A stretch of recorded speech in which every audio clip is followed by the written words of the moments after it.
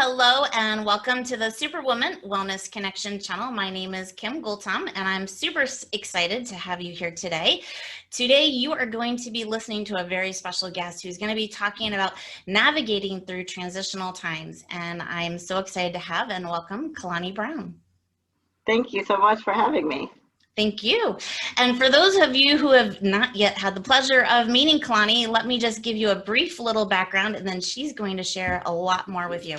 She has a lot of titles, obviously, as most superwomen do, but obviously I'd say probably one of her most dedicated is she is an absolute incredible mom, entrepreneur. She is the co-chair for the Education Committee for the Down Syndrome Network for Montgomery County. She's also the chairperson for Maryland Development Disabilities Council and has a variety of other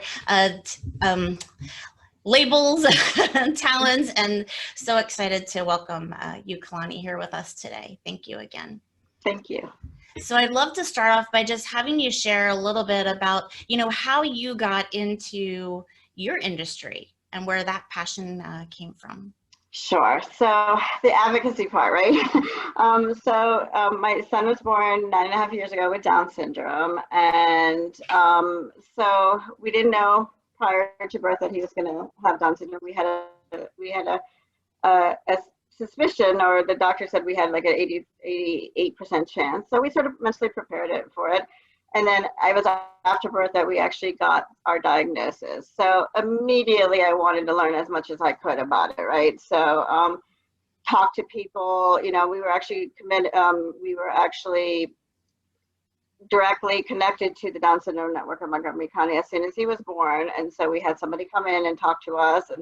And then I was paired with a mentor, person whose son was actually about 3 years older than my son. And so that was really useful, right? And we were given books and resources, and that was really, really useful. But me as a planner, I always think ahead, and I wanted to know more. I wanted to know what my son's life was going to be about. And so just, through our connections and through mom's groups, we started talking about school age, adulthood. It was just so overwhelming for me. And I'm like, oh my goodness, what am I going to do? I have all these things I have to think about in the future. And so, and I didn't know a lot, right? You're kind of in it now. You're, okay, here's my baby, and I'm going to focus on the baby, but in the back of my head, I still wanted to know a little bit more about what to expect. Yeah. So then the opportunity to become a council member arose for the Maryland Developmental Disabilities Council. And so I applied. And I got accepted, and then again wanted to learn everything that I could. So said yes to all the committees that I was asked to be on. There was a think tank about raising expectations. I think that was prior to me even started, and then there was the child care work team. So that was where I was at the point. So I said yes. So doing that, I've learned a lot, and then the following year, I was sort of asked if I was interested in being the chair, and I wasn't sure at the time. And I said, well, what kind of, commitment is that? What kind of support will I get? And they were so supportive of it, because I was new again. My son at the time was only 4 years old.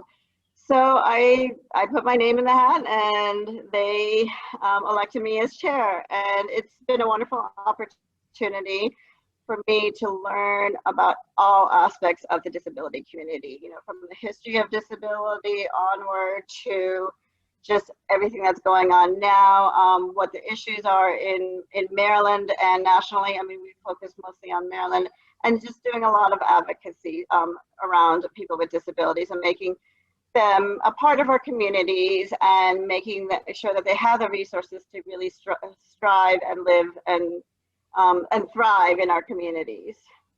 And then the education, the co-education education chair piece is the same kind of format. I was talking with a friend who's the executive director about all the things that I was thinking about, and she's like, well, why don't you just join our education committee? We're forming it. And then I was asked to be the co-chair of it. So I said, sure. And so with that, we do a lot of parent workshops and advocacy related to all age groups, from newborns all the way through adulthood. Wow, that's amazing. That's amazing. And so what would you say you love most about these roles? the connections with people, probably really being able to support people who are going through similar issues, and providing resources for them. I like connecting people as well. You know, if I've learned stuff through, you know, either the education committee or the developmental disabilities council, passing that information along. A lot of times this information is word of mouth. Unfortunately, it's not really kind of present everywhere. So being that kind of voice, and then also advocating for those who may not be able to advocate, right, and providing that support. So, and then meeting amazing people, you know,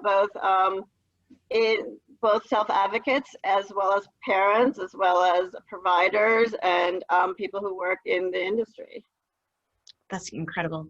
And so when you think of this 9+ year journey that you've been having, you know, what would you say are some of the inspirational nuggets that you would want to share with other working moms or even non-working moms who have children with special needs that, you know, are navigating these transitional times?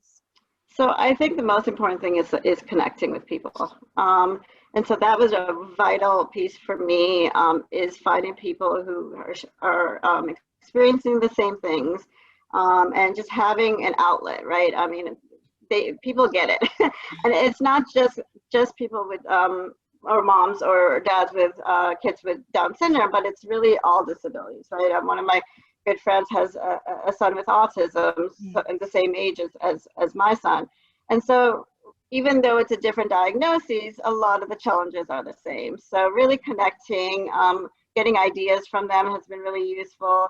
Also connecting with a lot of the larger organizations. So, I mean, we have the Down Syndrome Network of Montgomery County, but there's the ARCs. I mean, that's pretty much in every state. Either they're both local and statewide. And then there's also organizations. I mean, we have the National Down Syndrome Congress, the National Down Syndrome Society.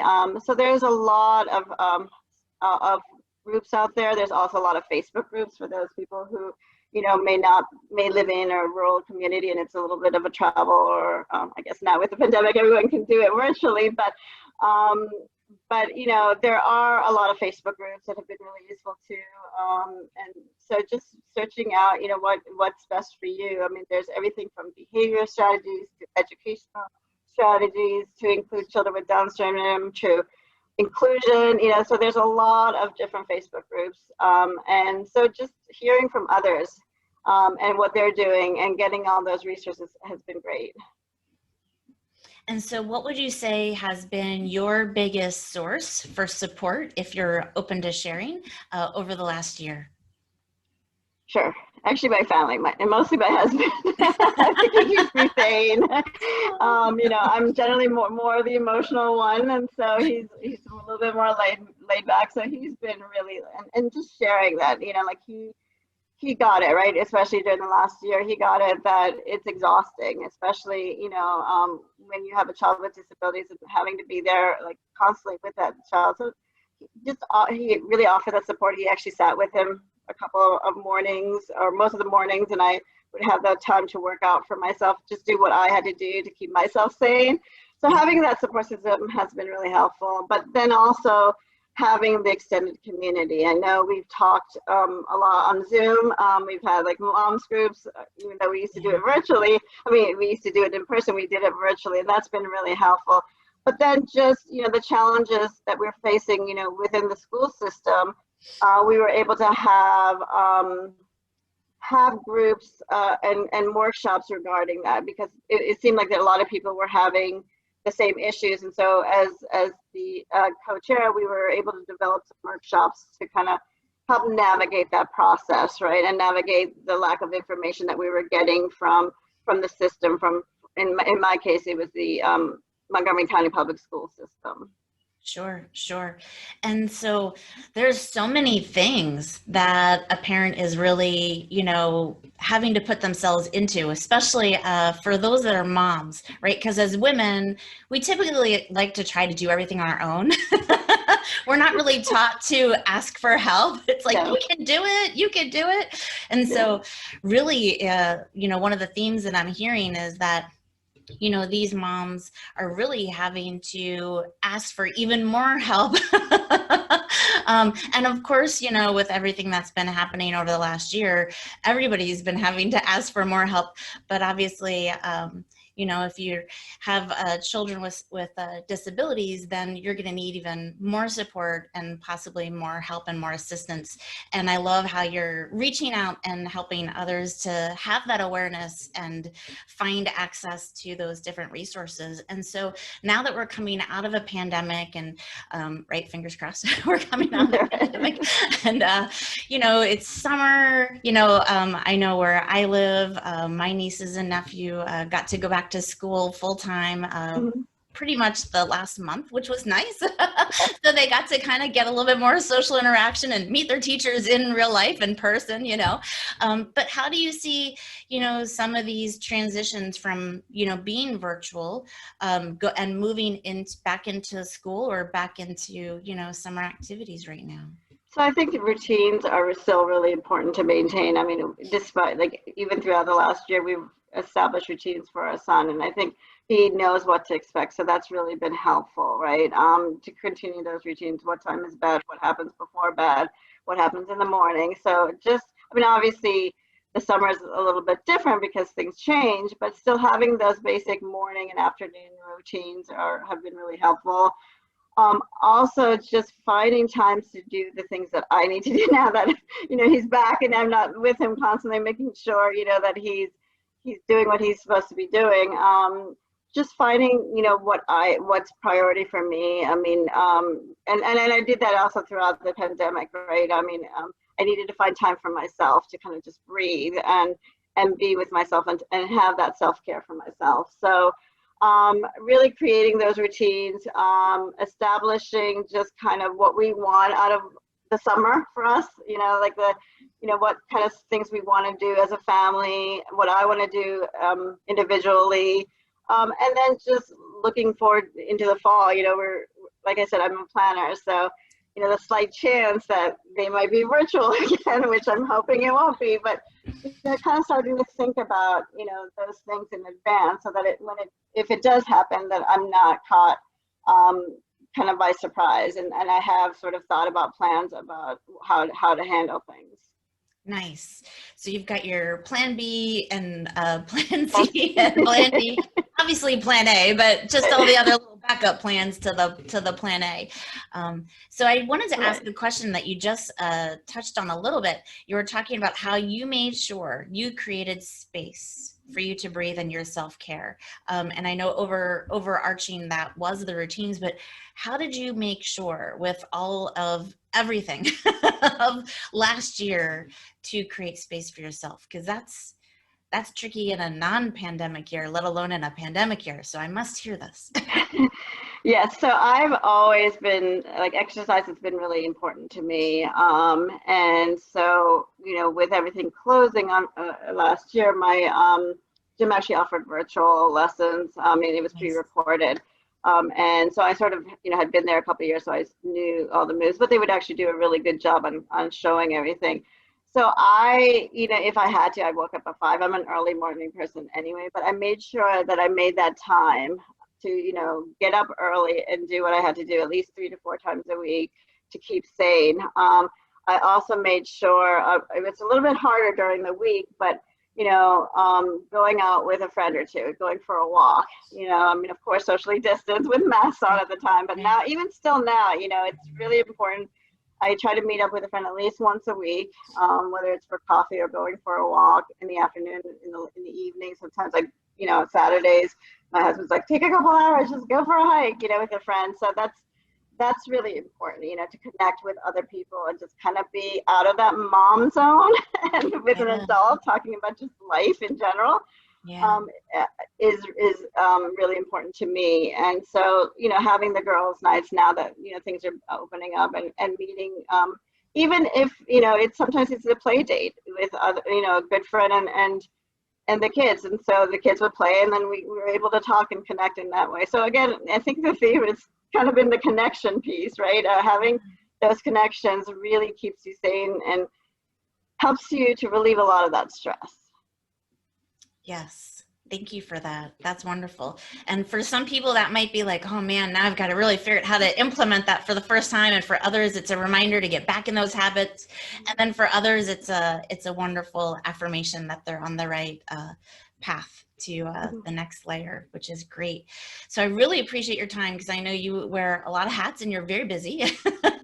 But this is such an important topic to really create even more awareness and help for other superwomen out there who are, trying to figure out how to, manage and manage maybe even, a little bit more efficiently if possible.